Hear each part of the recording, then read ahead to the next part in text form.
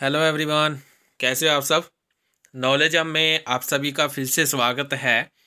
ये जो वीडियो है इसके अंदर हम अकाउंटेंसी के बारे में पढ़ेंगे, जिसमें हमने अकाउंटिंग का बेसिक सा हमने कंसेप्ट क्लियर किया था।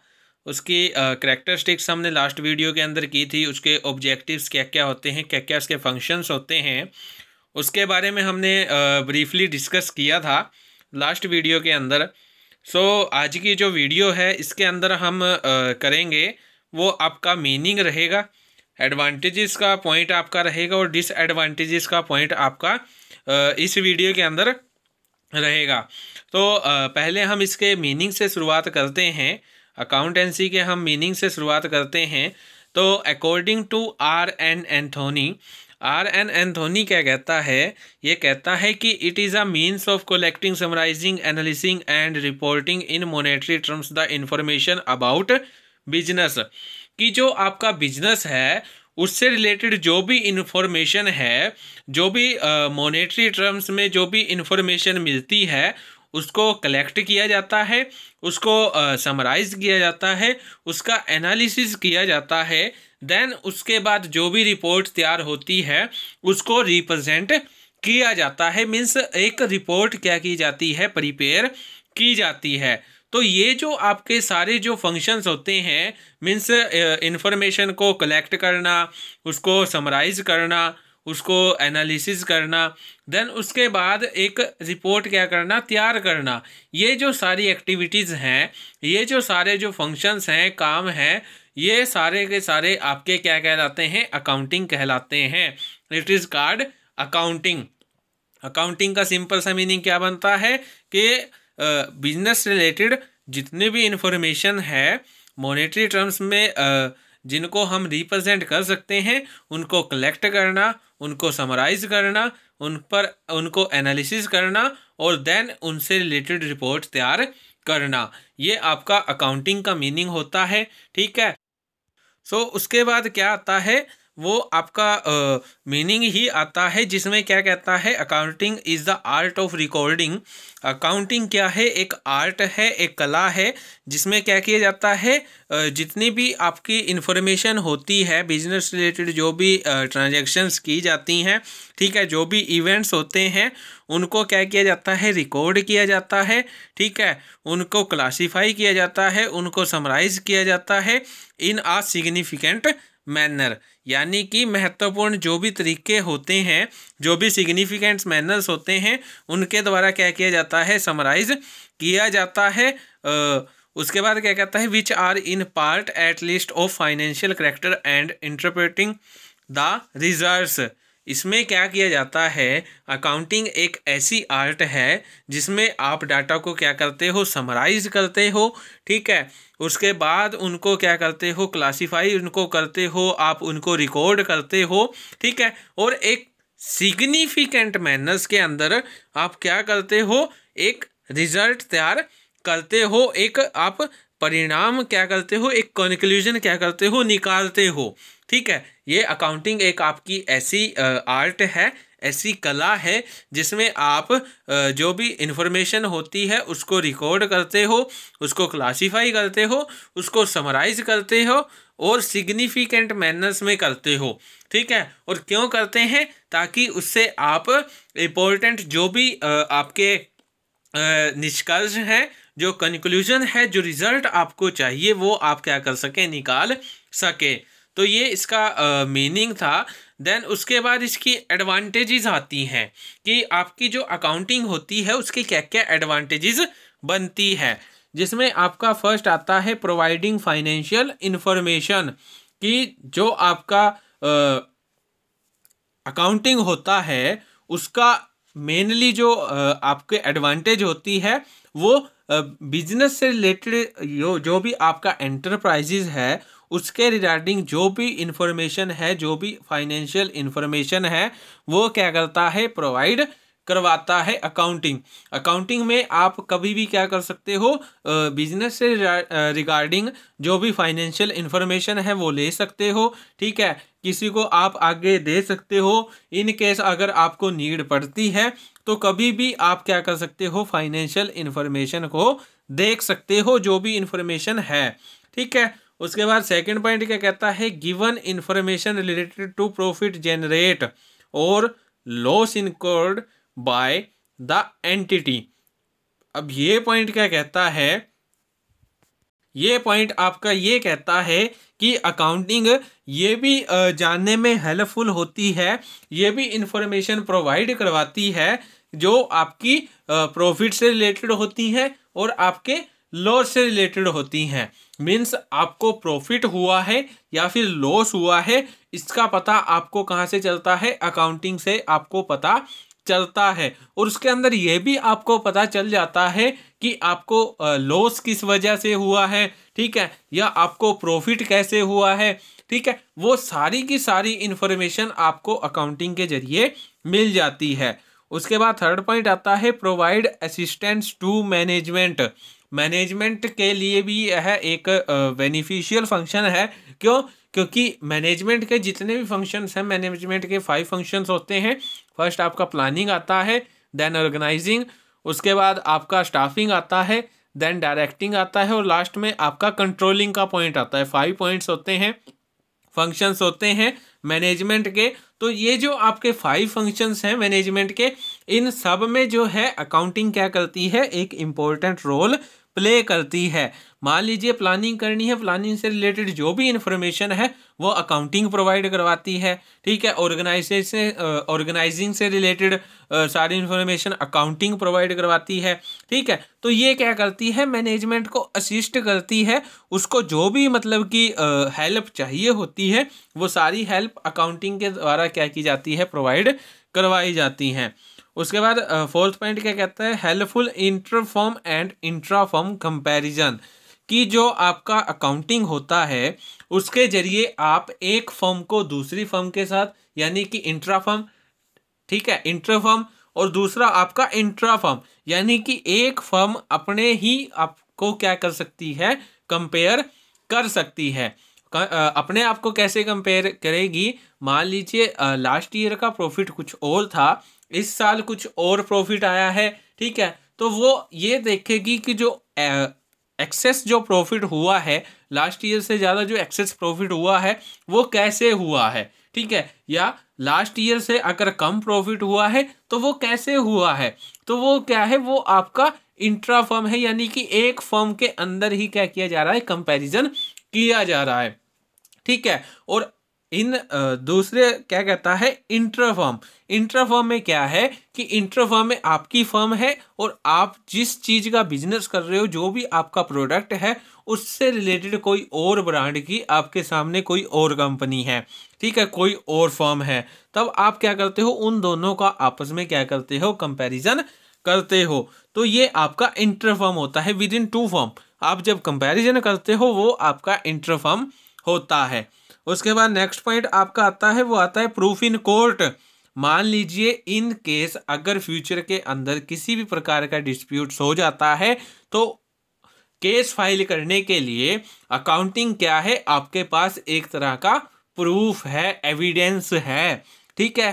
कि आपने, मान लीजिए आपका कोई एम्प्लॉई है, वो क्या करता है, वो आपके ऊपर न्यायालय में, कोर्ट में क्या कर देता है, केस फाइल कर देता है कि उसने मेरी सैलरी नहीं दी है। तो वहाँ पे आपके पास वो क्या है, अकाउंटिंग क्या है, प्रूफ है। वहाँ पे जो भी आपने एंट्री की है वो आपके पास प्रूफ है कि आपने उसको सैलरी दी है, ठीक है। उससे वो आपके लिए क्या है, उस टाइम एक एविडेंस बन जाता है, ठीक है। उसके बाद नेक्स्ट पॉइंट आता है, helpful in cost control to eradicate deviations.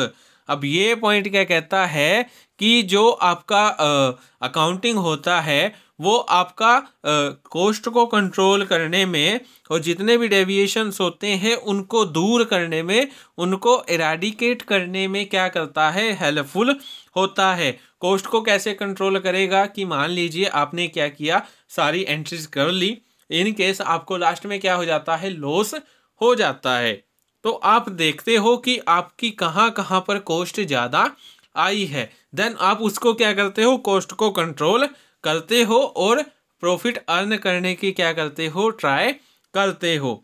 उसके बाद नेक्स्ट पॉइंट आपका आता है, वो कहता है persons the financial information in a simple way. अब ये क्या कहता है कि जो एट प्रेजेंट्स एज प्रेजेंट जो भी फाइनेंशियल इंफॉर्मेशन है उसको आप सिंपल वे में क्या कर सकते हो, प्रिपेयर कर सकते हो। ठीक है, आप इजी वर्ड्स में क्या कर सकते हो, अकाउंट्स बना सकते हो। जो भी इंफॉर्मेशन आपको चाहिए वो आप इजीली क्या कर सकते हो, ले सकते हो। उसके बाद नेक्स्ट पॉइंट क्या कहता है, फैसिलिटेट सेल्स ऑफ बिजनेस, कि जो आपकी बिजनेस की जो सेल्स हैं, ठीक है, उनको बढ़ाने में, उनको इंक्रीज करने में भी आपका जो अकाउंटिंग होता है वो क्या होता है, हेल्पफुल होता है। ठीक है, इससे जो आपका ओनर होता है बिजनेस का, उसको भी पता चल जाता है कि उसको अपने जो उसका प्रोडक्ट है वो किस रेट में उसको क्या करना है, सेल करना है। क्योंकि इसमें जो सारा रिकॉर्ड किया जाता है वो सारा का सारा सिस्टमेटिक वे में होता है। ठीक है, सारी इन्फॉर्मेशन इसके अंदर होती है कि आपको अगर प्रोडक्ट इतने में सेल करोगे तो कितना प्रॉफिट होगा, इतने में सेल करोगे तो कितना प्रॉफिट होगा। तो सारी इन्फॉर्मेशन इसके अंदर प्रोवाइड करवाई जाती है। तो ये आपकी कुछ एडवांटेजेस थी। ठीक है, अकाउंटिंग से रिलेटेड कुछ एडवांटेजेस थी। देन उसके बाद अब इसकी कुछ एडवांटेजेस थी तो इसकी कुछ डिसएडवांटेजेस भी जरूर होंगी। ठीक है, अब इसके डिसएडवांटेजेस के बारे में हम डिस्कस कर लेते हैं। फर्स्ट पॉइंट आता है इनकम्प्लीट इंफॉर्मेशन।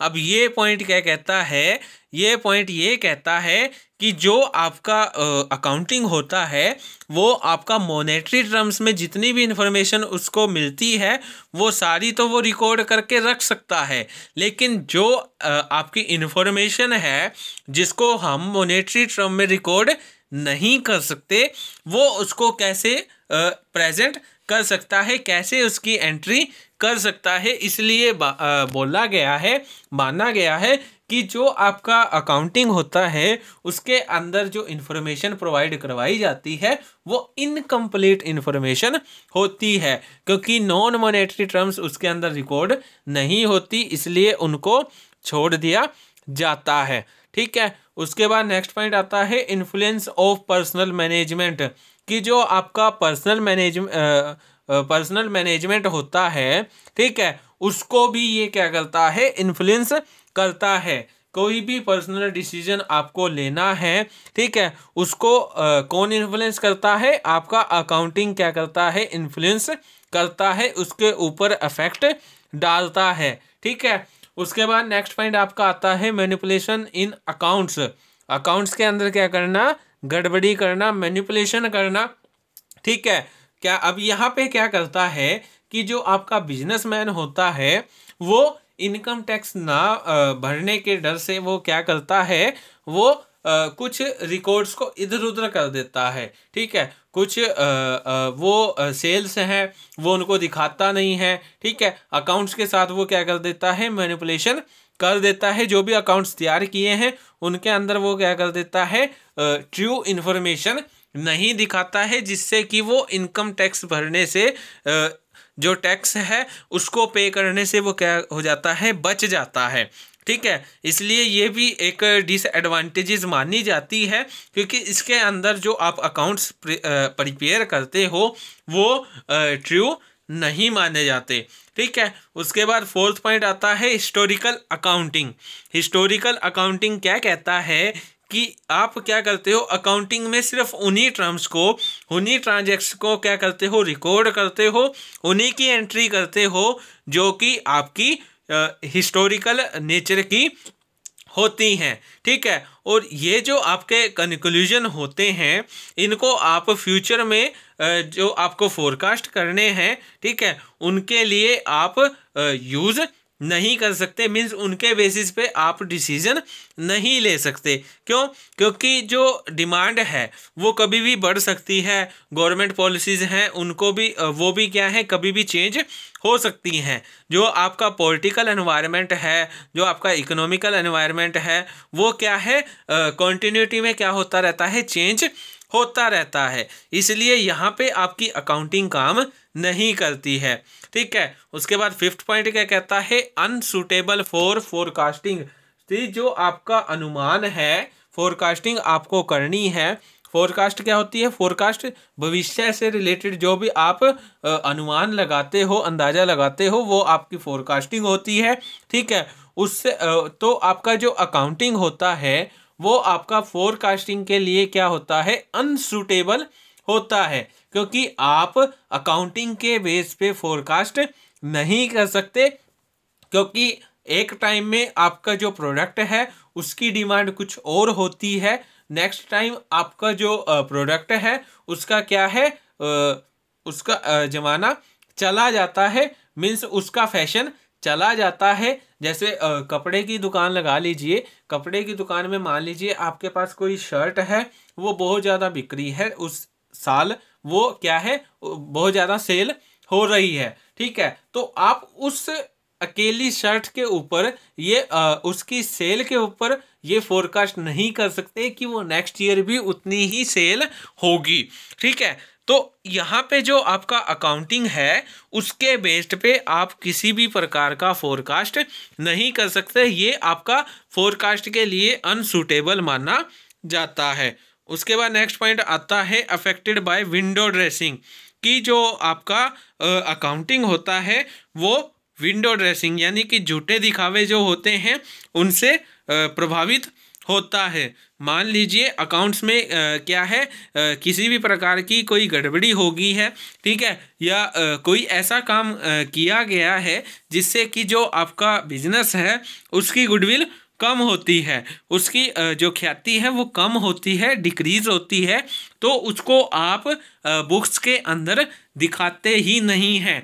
आप क्या करते हो? विंडो ड्रेसिंग करते हो। विंडो ड्रेसिंग का मतलब झूठे दिखावे, मीन्स आप ये दिखाते हो कि आपके इस ईयर में सेल्स इतनी हुई हैं, आपको इतना प्रॉफिट अर्न हुआ है। ठीक है, आप एम्प्लॉयज़ को इतने बेनिफिट्स प्रोवाइड करवा रहे हो, फाइनेंशियल बेनिफिट्स उनको दे रहे हो, मेडिकल हेल्थ उनको प्रोवाइड करवा रहे हो। ठीक है, तो ये सारे क्या है? ये सारे आपके विंडो ड्रेसिंग होते हैं, और अकाउंटिंग में आप इजीली क्या कर सकते हो? विंडो ड्रेसिंग कर सकते हो। ठीक है, इसलिए इसको क्या है? डिसएडवांटेज माना गया है। उसके बाद नेक्स्ट पॉइंट आता है based on accounting concept and conventions, कि जो आपका अकाउंटिंग होता है वो कुछ आपका अकाउंटिंग कंसेप्ट के ऊपर बेस्ड होता है, मीन्स जो आपकी पुश्तैनी जो परंपराएं होती हैं, ठीक है, जो आपकी एंशियंट टाइम की जो कंसेप्ट्स होते हैं, प्रिंसिपल्स होते हैं, उनके ऊपर क्या है? बेस्ड है। ठीक है, और जो आपके प्रिंसिपल्स होते हैं वो एक टाइम तक ही क्या करते हैं? काम करते हैं। मीन्स जैसे किसी ब्रांड जो है, कोई प्रोडक्ट है, उसका फैशन चला जाता है, मीन्स उसका दौर चला जाता है, ठीक वैसे ही आपके कुछ ऐसे कंसेप्ट्स हैं, कुछ ऐसे कन्वेंशंस हैं जिनका क्या है? धीरे धीरे टाइम ख़त्म हो जा रहा है। ठीक है, न्यू टेक्नोलॉजी आ रही है, अगर आप उस न्यू टेक्नोलॉजी को क्या करते हो? अपनाते नहीं हो, उसको आप यूज़ नहीं करते हो, तो आप मार्केट में पीछे रह जाते हो। ठीक है, तो यहाँ पे ये कहा गया है कि जो आपका अकाउंटिंग है वो आपका कुछ कंसेप्ट, कुछ कन्वेंशंस के ऊपर क्या है? बेस्ड है, जो कि आपके बिजनेस के लिए सही नहीं है, इसलिए इसको डिसएडवांटेज माना गया है। ठीक है, तो ये आपकी कुछ डिसएडवांटेजेस थी। ठीक है, सो आज की वीडियो में हम इतना ही करेंगे। Thank you for watching my video. ठीक है, आज की जो वीडियो है इसके अंदर हमने आपका अकाउंटिंग का जो टॉपिक है उसको कंप्लीट कर दिया है, जिसमें उसका मीनिंग डेफिनेशंस मैंने दी हैं 2, वो आपने की। उसके बाद एडवांटेजेस के बारे में मैंने बताया, डिसएडवांटेजेस क्या क्या होती हैं उसके बारे में हमने आज की वीडियो के अंदर डिस्कस किया। Thank you for more knowledge, for more videos, please like share and subscribe my YouTube channel.